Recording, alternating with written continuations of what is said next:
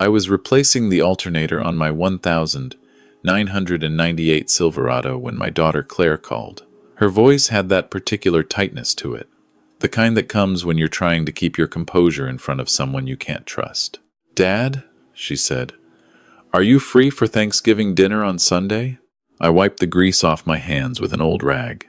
Claire and I usually did Thanksgiving, just the two of us at my place, nothing fancy. Turkey, stuffing, her grandmother's pie recipe. This formal invitation meant something had changed.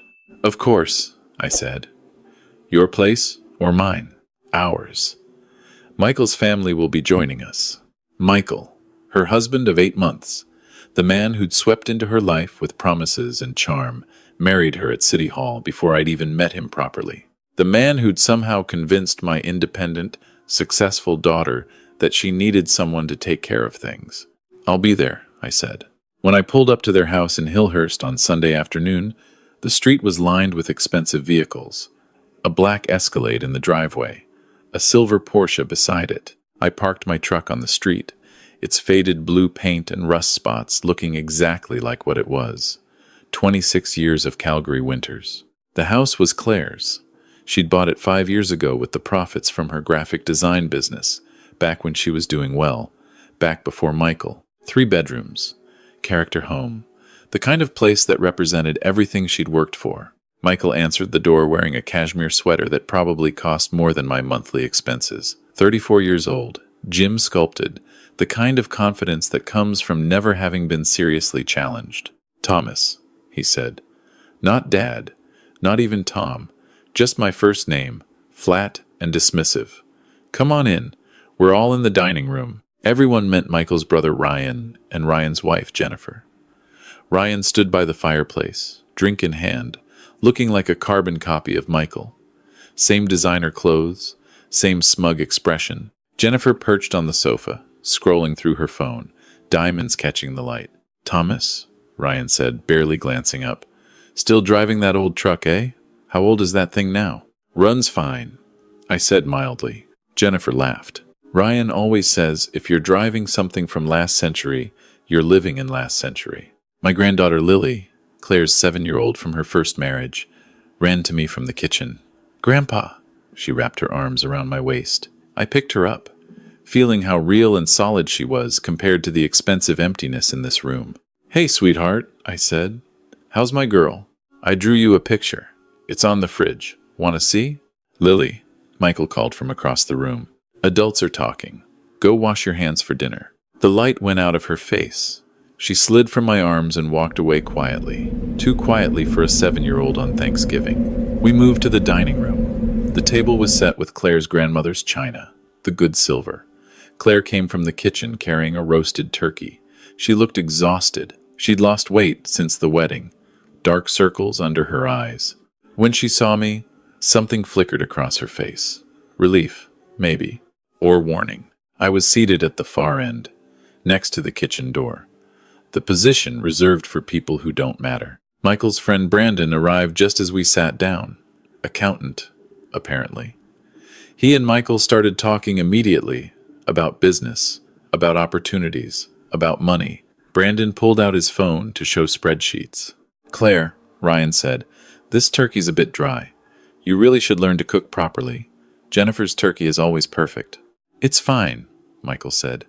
"Though, Claire, you did overcook it a bit. My mother's recipe is better. I'll get it for you." Claire said nothing, just stared at her plate.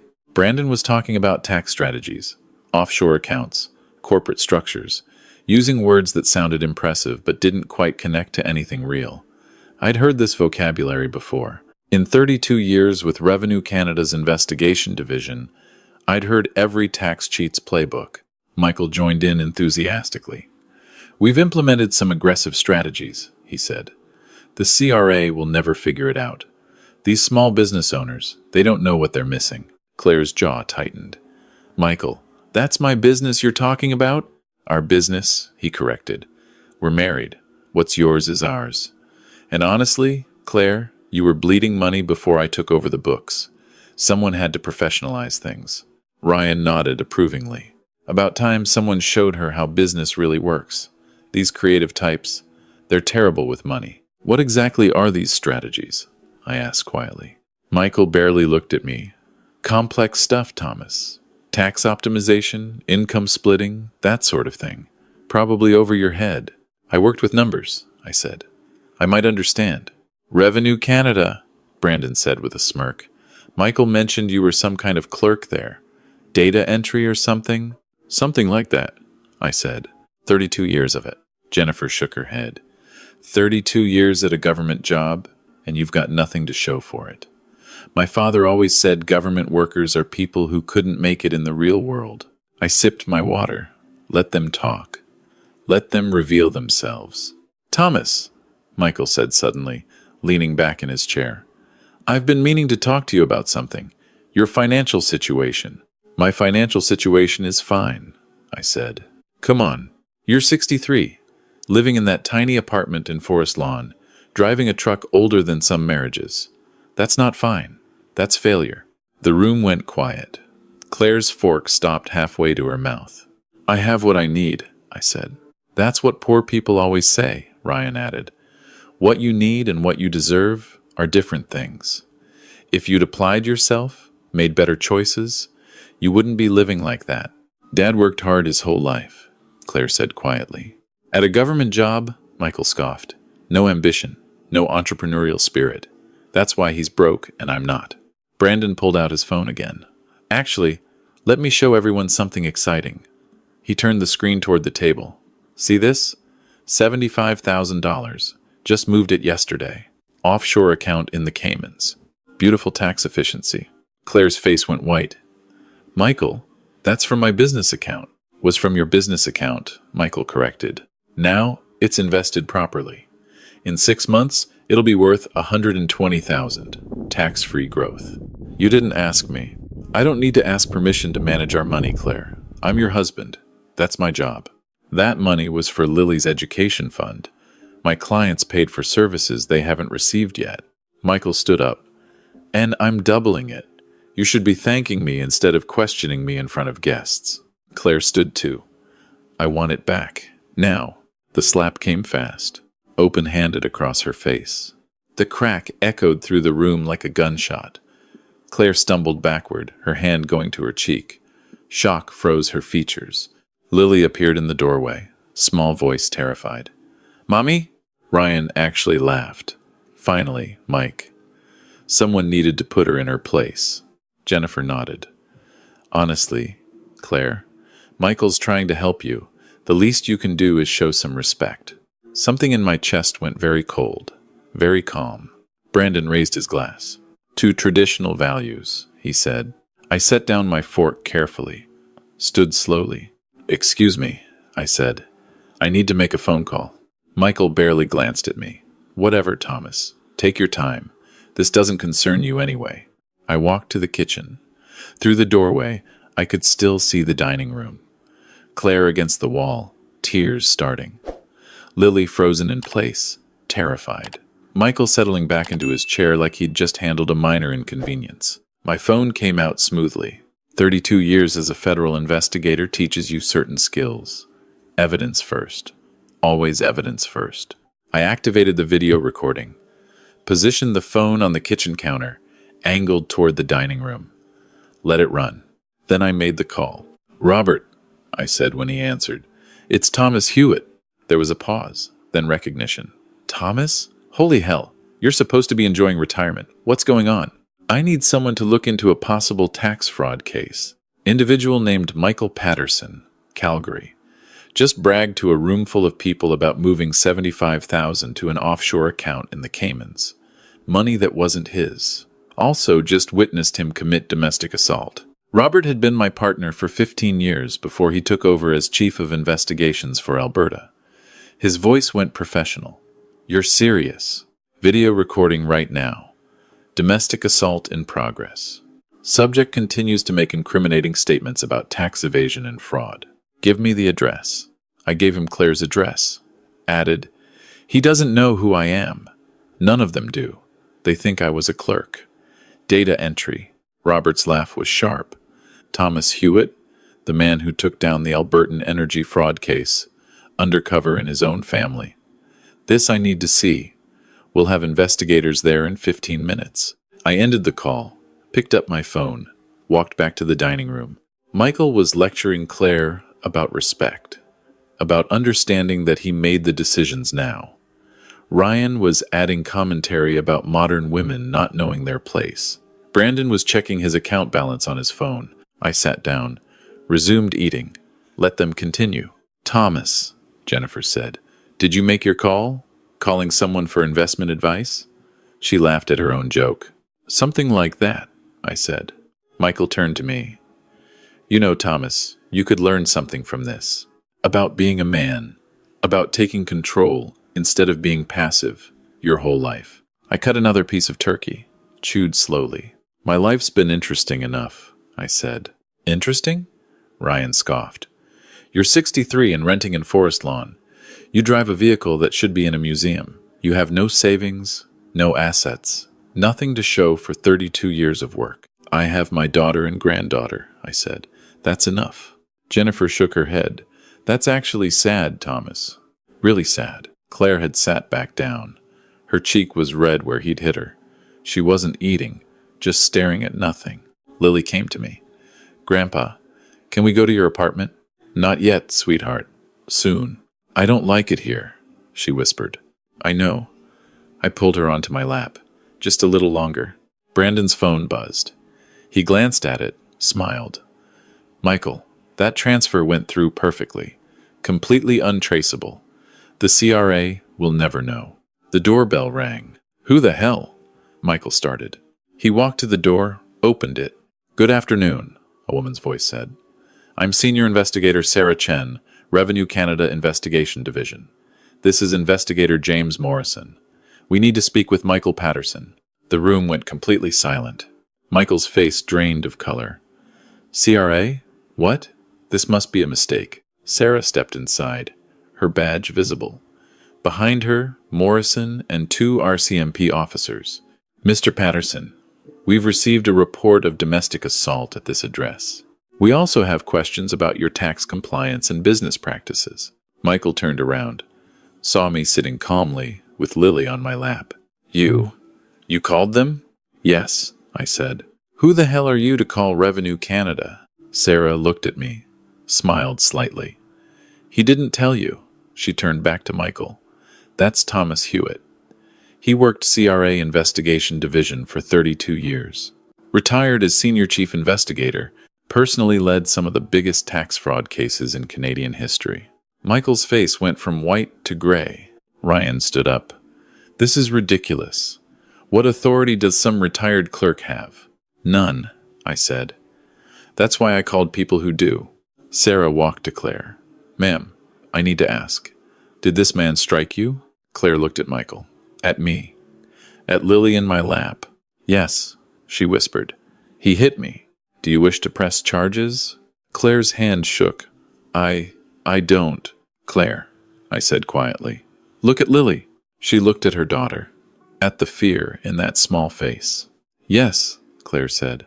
Stronger now. Yes. I want to press charges. One of the RCMP officers moved toward Michael. Sir, you're under arrest for assault. You have the right to remain silent.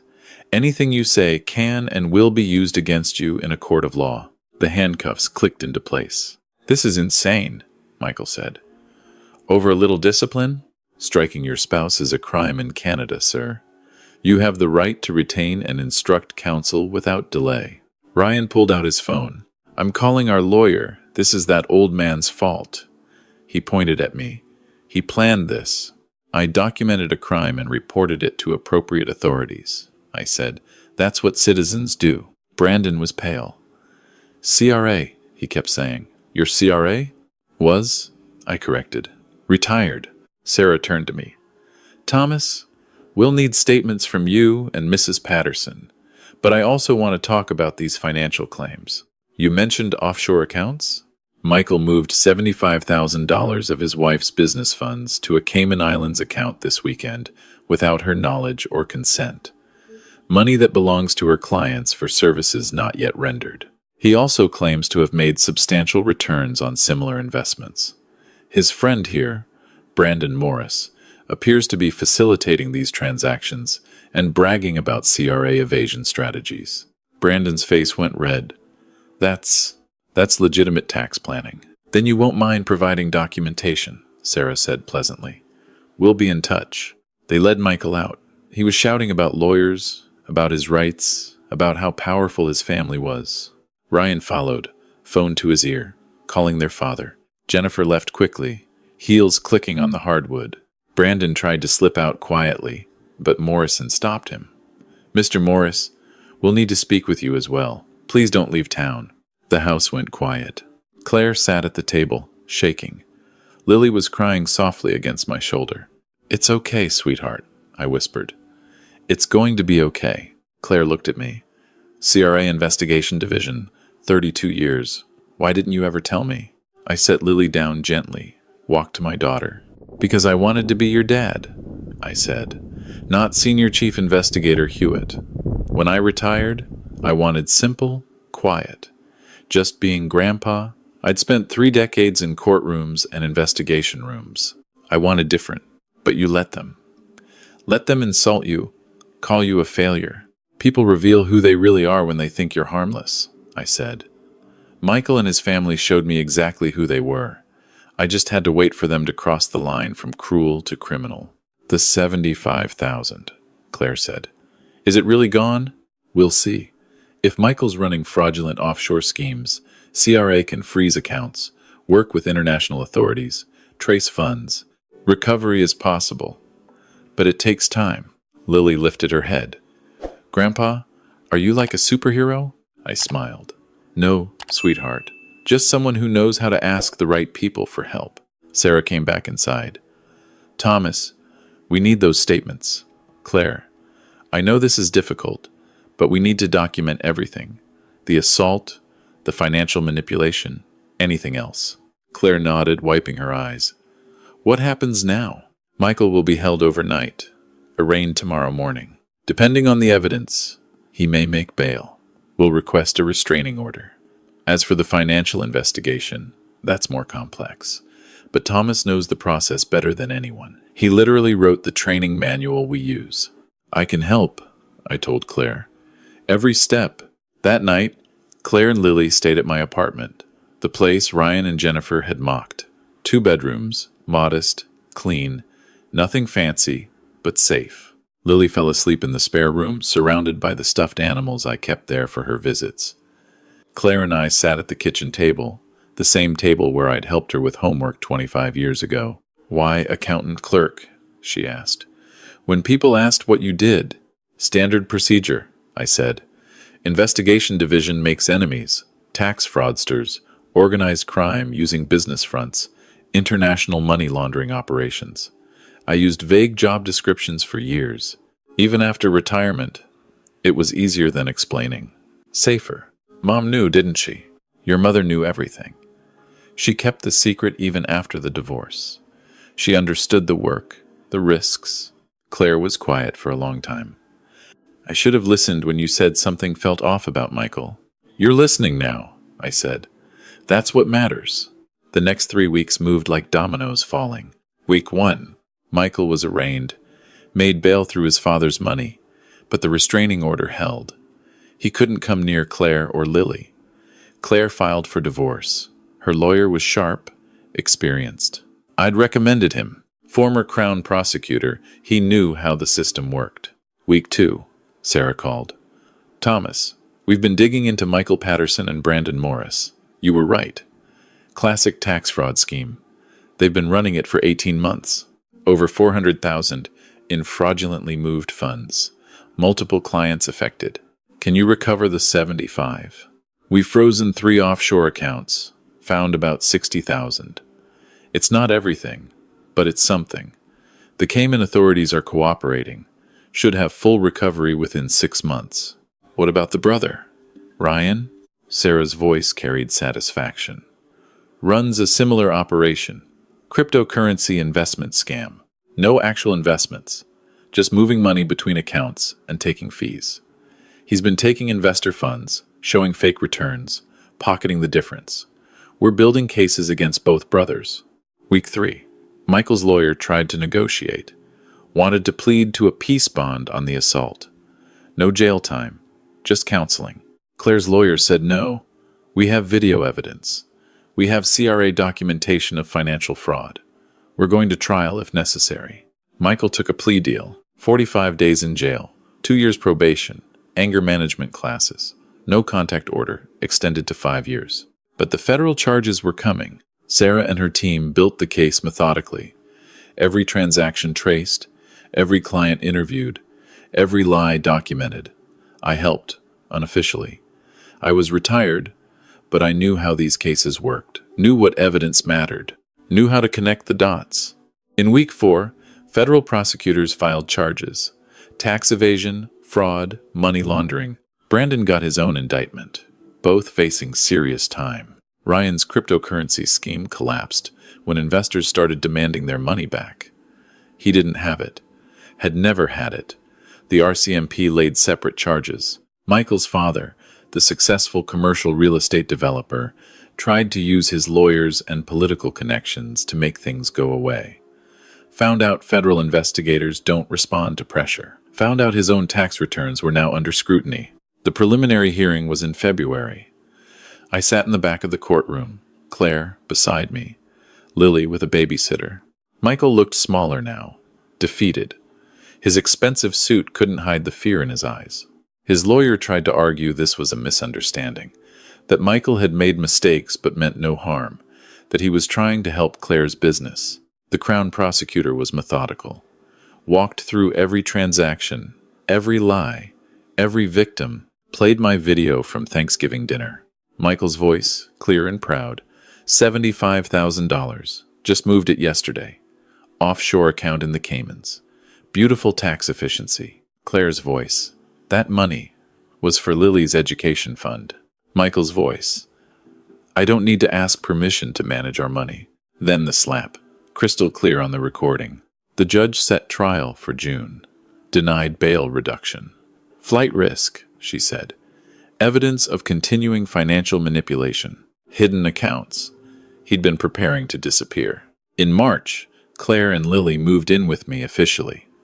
My 2-bedroom apartment worked fine. Lily had her room with the stuffed animals. Claire took the second room. I had the pull-out couch in the living room. We made it work. We had dinner together every night. Simple meals, conversation. Lily did her homework at the kitchen table while I helped. Claire worked on rebuilding her client list, her business reputation. Normal life, the kind Michael's family had mocked. Brandon's case went to trial first, May. I attended as a witness, testified about the patterns I'd observed in their conversation, why it raised immediate red flags based on my experience. Found guilty on all counts. 23 victims testified. Total losses exceeded $300,000. Sentencing: 6 years federal prison. Restitution of $300,000, though bankruptcy had already been filed. His accounting license permanently revoked. Michael's trial came in June. Federal courthouse in Calgary. I attended every day. Sarah called me as an expert witness. I testified for 3 hours, walked through my background. 32 years CRA investigation division, hundreds of tax fraud cases. What I'd heard that Thanksgiving, why it indicated criminal activity, how the pattern matched known fraud schemes. Michael's lawyer tried to paint me as biased, a bitter family member pursuing a vendetta. I stayed calm, professional. I simply reported what I witnessed to appropriate authorities. The investigation revealed criminal conduct. Those are facts, not bias. The jury deliberated 11 hours. Guilty on all counts. 63 victims testified during sentencing. People who'd trusted Michael to manage their tax strategies. Small business owners who'd lost everything. Families whose savings had disappeared into offshore accounts that didn't exist. The judge showed no mercy. 8 years federal prison, $1.2 million in restitution. Recommended medium security facility. Ryan got 5 years for his cryptocurrency fraud. Michael's father faced ongoing investigation, multiple charges pending related to tax evasion in his real estate empire. October came quietly. Lily was doing well in her new school. Had started seeing a counselor to process the trauma of seeing her mother hit. Claire's business was rebuilding slowly. She'd been honest with clients. Most had stayed. We had Thanksgiving dinner at my apartment. Turkey, stuffing, Claire's grandmother's pie recipe. Just the three of us. "Grandpa," Lily said, "why didn't you tell Michael you worked for Revenue Canada?" I set down my fork. "Because people act differently when they know you have power." I wanted to see who Michael really was, not who he'd pretend to be if he knew. Was he always mean? I think so, sweetheart. But he hid it well until he felt safe being mean. "You're smart, Grandpa." "I'm old," I said. "That's different." Claire smiled. "It's not different, Dad. You waited. You watched. You protected us when it mattered." "I protected you when protection was needed," I said. "Before that, I trusted you to make your own choices, even when those choices hurt.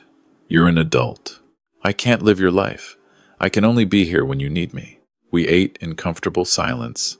Then Lily said, "Grandpa, can you teach me chess?" "Chess? Why chess?" "Because it's about thinking ahead. Being smart like you." I looked at Claire. She nodded. "Okay, sweetheart. We'll start this weekend."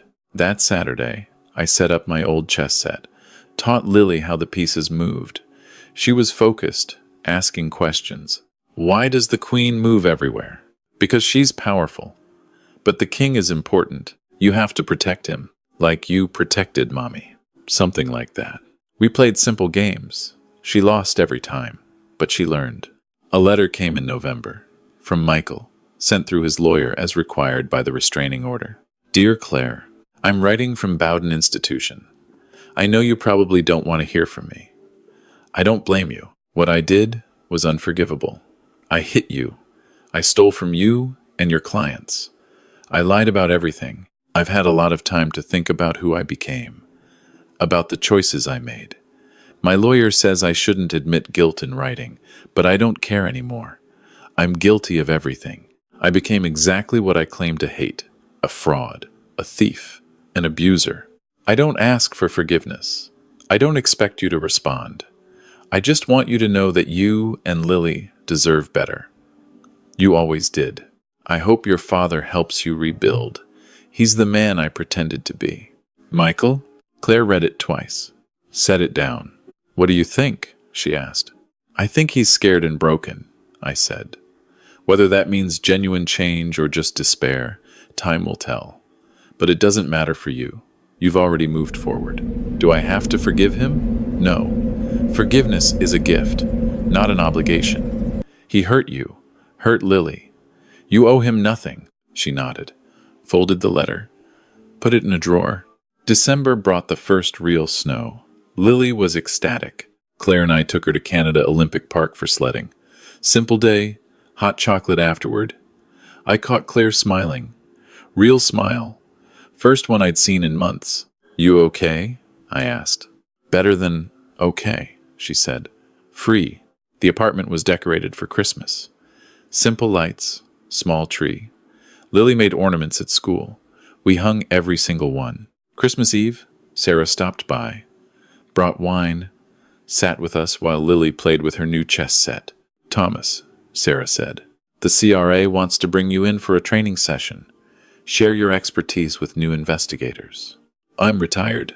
"You're also the best financial investigator I ever worked with. 2 days, maybe 3. Talk about cases, methods, how you think." I looked at Claire and Lily. "If it's in Calgary," I said. "I don't travel anymore. My priorities are here." "Understood. January?" "January's fine." After she left, Claire asked, "Do you miss it, the investigation work?" "Sometimes," I said. "But this," I gestured around the modest apartment. "This is what I worked for. Coming home to family, being grandpa. The work was important, but it was also consuming. This is better. Even in a 2-bedroom apartment? Especially in a 2-bedroom apartment. No pretense, no appearances, just us." Lily looked up from her chessboard. "Grandpa, did I move the knight right?" I went to look. "Perfect, sweetheart. You're learning fast." She beamed. Outside, snow fell softly over Calgary. Somewhere in a federal prison, Michael was learning about consequences. Brandon, too. Ryan, in another facility. all of them paying for their choices. But here, in this small space, we had something they'd never understand. Dignity, peace, each other. Lily went to bed around 8. I read her a story, tucked her in. When I came back out, Claire was standing by the window, watching the snow. "Dad," she said quietly, "thank you." "For what?" "For being patient, for waiting, for protecting us when it mattered." I stood beside her. "That's what fathers do. Michael's father would never have done this." "I know. That's his loss." Claire leaned against me. "I'm glad you're my dad. I'm glad you're my daughter." We stood there watching snow fall over the city. The modest apartment, warm and safe. I'd spent 32 years chasing tax cheats, sophisticated fraud schemes, complex international money laundering operations, millions of dollars in stolen funds. But this case, my daughter and granddaughter, was the most important. And we'd won. Not with drama or violence, with patience, evidence, the system working exactly as designed. Michael had thought he was untouchable, clever, above the rules. He'd been wrong about that. He'd also been wrong about me. Saw a poor old man in a rusty truck. Didn't see the federal investigator who'd built cases against people far more sophisticated than him. People reveal themselves when they think you're harmless. Michael revealed everything, and I'd simply ensured the right people knew about it. Now he had 8 years to consider his choices. And I had my family, safe, whole, free. At 63, that was worth more than any salary, any title, any recognition. Lily called from the bedroom. "Grandpa, can we play chess tomorrow?" "Absolutely, sweetheart." I smiled. Tomorrow and the day after and every day. That was the job now. And it was the best one I'd ever had.